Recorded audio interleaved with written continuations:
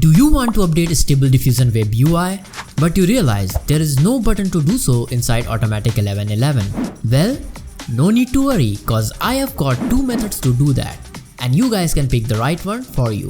So let's begin. Go to Stable Diffusion WebUI directory, click here on the address bar, type cmd and hit enter. This will launch a command prompt window.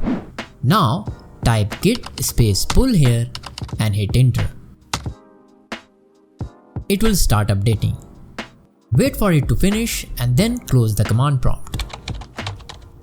Now, although the app has been updated, you may need to launch the WebUI so that it gets configured properly. So, launch the batch file and wait for it to install and configure itself. Boom! It's done! And you have successfully updated Automatic 11.11. Now let's look at the second method, that is automatic update. Another way is to configure the batch file itself so that it checks for updates. Right click and open the webuser.bat with Notepad++. Alternatively, you can also use default Notepad which is found in Windows. So write git space pull before the last line and save the file.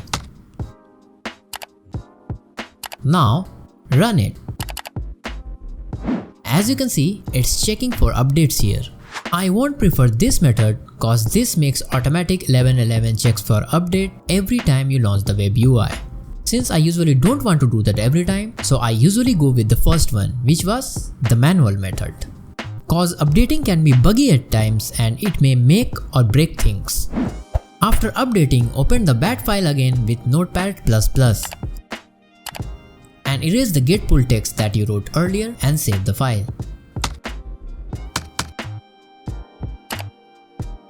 This will forbid the WebUI to check for updates next time you run it. So that's it for the video. Subscribe if you found this helpful, watch this video if you wanna know more about Stable Diffusion, and I will see you in the next one.